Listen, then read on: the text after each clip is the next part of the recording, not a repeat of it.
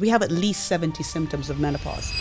In the last 100 years, we're regularly living beyond age 50 without vaccination, without surgical intervention. We would all be dead by about 47 in general. How can we make the second chapter even better than the first chapter? Can we take everything we learned in the first 50 years, all that wisdom, all that knowledge, all that experience, and apply it to a body that's physically and mentally not only good, but getting better? Once we stopped producing estrogen, our risk then spiked. When did our bone density start to decrease, increasing our risk of osteoporosis after menopause? There's been more and more data, not necessarily completely conclusive, but increasing risk of dementia as we get older. I want every woman, this is not the end, this is not a pause, this is a chance for me to be even better than I am today. The season of health is on Cruise Through HTX, and a brief reminder before we get started to please, for the love of all things sacred, talk to your primary care physician before trying anything you hear during any of these episodes this season.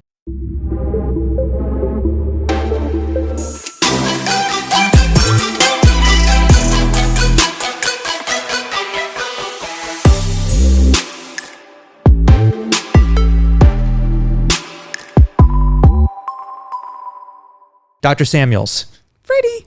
What do men get wrong about menopause? Everything. Okay, besides everything? No, I as a society, we are becoming more comfortable talking about ubiquitous subjects when it comes to reproductive health, such as puberty, right? We're comfortable talking about what boys go through, what girls go through. We're getting to the point where single dads are being more comfortable. They're educated enough to even talk to their own girls about this. When mothers are talking to their daughters. But in terms of our evolution, in terms of talking about menopause, we are just starting to crack that egg. Why is that? Because I think for many women, it has a lot to, firstly, as physicians, we don't give it the weight it needs in terms of the difficulty that women go through in terms of the transition. Number one. Number two, really, in the last 100 years, right, we're regularly living beyond age 50, right? I mean, generally speaking, without vaccination, without surgical intervention, we would all be probably dead by about 47 in general. Oh, I'd be long gone. But now we are, and we only care about menopause because we're living beyond it. And now, not only are we living through it and beyond it, we're looking at longevity as almost expected, right? We are looking at our lives like, what will we do when we are 80, which we didn't do 100 years ago. And so now we're kind of, how do we manage this transition into the next chapter? And we call it next chapter planning, so that we can get to the other side of that and manage all the symptomatology that comes with it.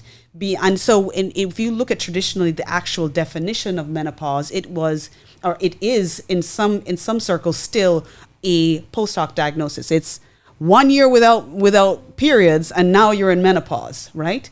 Whereas now we're recognizing that it's a gradual process that happens over time and can be between 8 to 10 years before you actually stop your periods. Oh, that's it? Just 8 to 10 years? Just 8 to 10 years. A whole decade of one's life. I mean, that's just bananas to me. It's crazy. Yeah. So one of the things that I love, and obviously I'm a dude, so I don't go through this, but one of the things that I love, it's a great exercise for women to go through, and I hope that the women in my family and in my social circles practice this. It's, you ask, what do you want to be when you grow up?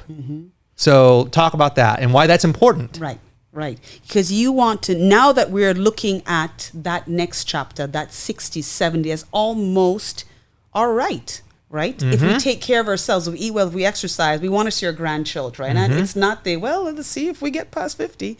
We're pretty sure if we do the right things that we'll get there. But what does that life look like? So we're now in the transition of we stop talking about, or we talk about quantity less and less, and we're starting to talk about quality and wanting to be functional and wanting to be active and wanting to contribute beyond our 50s.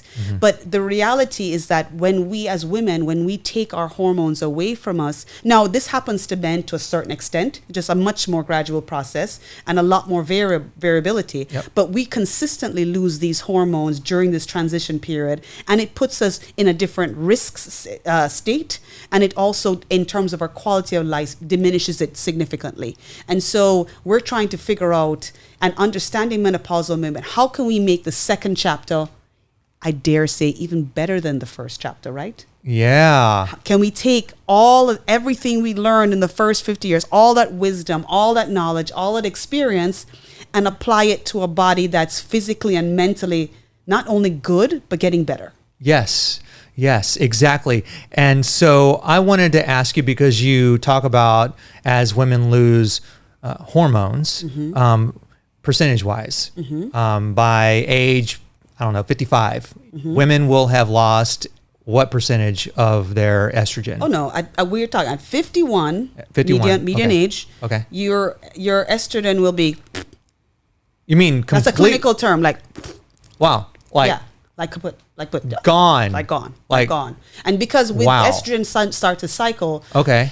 Progesterone is produced by the follicle that is initiated by estrogen. So once the estrogen goes, you no longer produce the estrogen in the follicles. Okay. And then the testosterone eventually goes also, even though your adrenals may produce a little bit. Okay. So really, we're talking about a transition from hormones to no hormones. So like a complete stop. Like stop. Stop. I know, we call it pause, right? It's a stop. It is a full-blown stop. Wow. Yeah, okay, right. So we talk about, and this is fascinating to me because I learned so much in working with you as a podcast client of mine, learning so much, but risks. So we've talked about, in your show, you talk about the different symptoms, among other things. And so the risks involved with losing this estrogen for the women in our lives. Let's go over that. All right. So anecdotally, when I was a baby doc, 5 minutes ago. Thank you. So this is 20 something. Get out. She was born as a doctor. Exactly. Doogie Howser. When I was a baby doc in England, and my first intern job was in cardiology, a woman would come in, suspected heart attack, MI. You run the gamut, you start aspirin, morphine, blah, blah, blah. And she would end up in telemetry.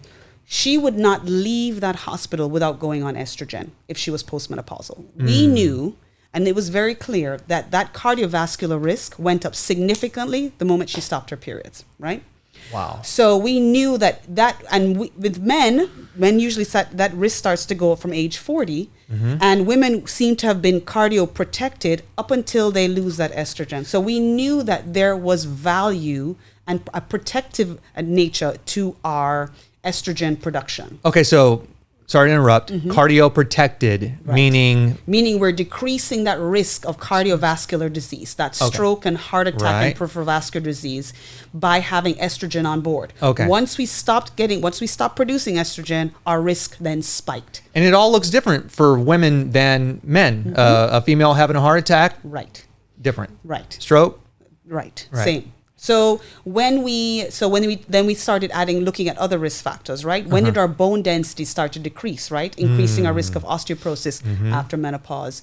There's been more and more data, not necessarily completely conclusive, but increasing risk of dementia as we get older. And there's also been some data on decreasing risk of colon cancer going forward, right? Wow. But even just the cardiovascular, let's take out the other three in terms of the data being much more, in terms of cardiovascular disease, you're talking about what's the number one killer? Cardiovascular disease. Yep. It's a 1 in 3, right? Post age 50. So if we can knock that down by 50% in women who go on estrogen within 10 years of menopause, right? Then we're winning. Yeah. Right? We're winning. So we're doing something right in terms of the preventative nature of these symptoms. The other thing is, so that's the actual medical side of it. When you talk about the mental emotional side of it, because there are other symptoms, we have at least 70 symptoms of menopause. 70? 70. So not just hot flashes, lack of libido. You're not even touching it. You're not even touching us, right? Because, And if you talk to different specialties, you'll find that a lot of the pathologies, even not that it would cause rheumatologic disease, but you'll talk to rheumatologists and the same rheumatologic condition that they had up to, especially autoimmune conditions, up to age 50 afterwards, becomes so much more difficult to manage. So there's an exacerbation in terms of management of a lot of chronic illnesses when women lose our protection from with estrogen.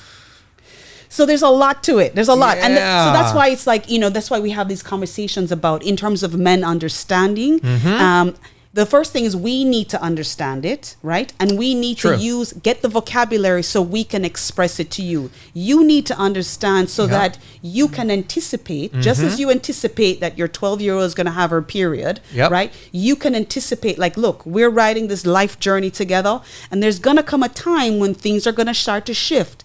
But I need you to tell me, and I need to open my ears and hear that. And it's not you. It's not you, it's me, but not in a bad way. Right. This is what's happening as part of my biology. It's part of my biology. And so just know that when I blow up, it's not because I hate you. Right.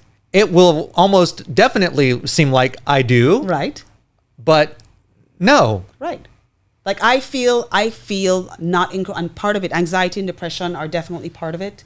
Obviously hot flashes, night sweats, insomnia, joint pain, brain fog, weight gain. And you can see how these different symptoms affect not only kind of how you express yourself, but how you feel about yourself, right? Absolutely. And can manifest in from various perspectives in these blow-ups. Now, again, it's not her. It's part of it is going to be her ability to cope with how she feels. Right. Yeah. And I dare say, even if you start to look and talk about emotionally coping, for my men who are going through, we dare say menopause, it is possible. Menopause. But for men, it can be the same way. If you have a male who is lacking testosterone, right, and has a higher estrogen, they feel just as emotionally labile. Tend manifest more in isolation and anger because they don't like to feel that emotional. Okay. But definitely when there's a shift in those hormones, that can also happen.